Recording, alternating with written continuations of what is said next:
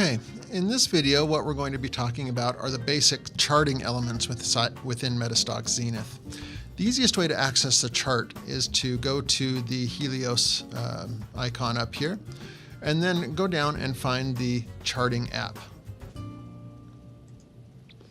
So once we click the charting app, it will default to whatever the main one that you have open here. So whatever symbol you've last looked at, it will default to that chart. We can then change it to whatever we want. So for example, here if I go to Microsoft Corporation. So what we're looking at here is a basic standard chart. We have a bar chart open here with our price and time down here. The first thing that we're able to do once we have a chart open is change the style of charting that we have. So if we wanted to go to a line chart with a gradient fill, or if we wanted to go to a standard bar or candlestick, we can go through and change our charting styles. Next, we're able to add in an analysis. An analysis is going to be a standard indicator. So the first thing it does is it gives you an option for standard indicators that most people want to look at. So for example, if I wanted to add in a Bollinger Band or a MACD, so if I put on the MACD, it will ask me what periods do you want to use. Now the defaults are 12, 26, 9. So we'll just leave that as a standard. Choose Add. And then it will put it in its own window. And then I can grab the line here in the middle and drag up and down and kind of set it however, whatever size I want. I can also come in here and just choose Insert Analysis, which will give me the full range of all the different technical indicators that are available within MetaStock XENITH charting. So for example, if I want to add volume, we'll choose Add. And what's nice is it automatically adds its own window for it. You don't have to do anything there. Let's go ahead and go to Bollinger Bands as our last option here. So we'll find Bollinger Bands. We'll leave the standard 20 and a 2 period, and then we'll just close here. So now I can move these around, set these up the way that I'd like to.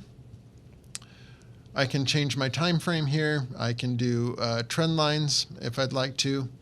So here's all the different tools like Fibonacci's, trend lines, range. This lets you jump in and display information as you'd like to see it. So if we want to display more data, we select that. Let's go back to range. Best fit will kind of give us a good view on how it best looks in the chart. Or if I really want to zoom in on something, I'd say I want to see the last 6 months, the last 5 years, and zoom around and play with the data like that. So that makes it easier to be able to jump around your data. So let's zoom in on something maybe the last 6 months here. Okay, once you've done that, you can do the best fit by just clicking this display button here. Modifying the chart window properties are things like background color, titles, things like that. We're not really going to spend a lot of time, but if you wanted to change your background color on your chart, go to the display, background color, and let's maybe do blue or light purple, choose OK, and that will change my background color. So a few other things we have here are options. We have a target cursor where you can lock in on price by clicking your cursor. We have a data window available that will show you all the different indicator values in your window. So when you move around, it will show you all those. Here you're basically going in or out on your x-axis, up or down on your y-axis. You can zoom in on an area by using your magnifying glass and zooming in on a range of area. And then you can also choose the different buttons that you would like to see.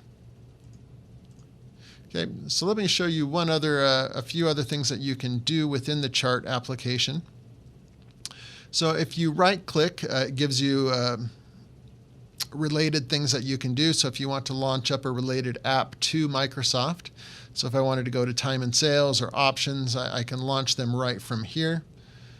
We can also launch news from here. Add another analysis or another chart or an annotation from here. So if you wanted to put a note on your chart, you could do that. Change your range. So a lot of these tools are the same as from what you had up at the top toolbar. This is a great option right here where you can take your same chart and we can split it by interval or instrument, meaning you can put different instruments or different time frames. So if I want to take this daily chart and change it into 4 different time frames, I just choose that option. And now I have a weekly, a daily, an hourly, and a 5-minute. So it lets me quickly open up multiple time frame options. So that's a great introduction into the charting within MetaStock Zenith and some of the things that you can do there. I hope that you have found this video useful. If you do have any questions, feel free to contact us here at MetaStock. Thank you.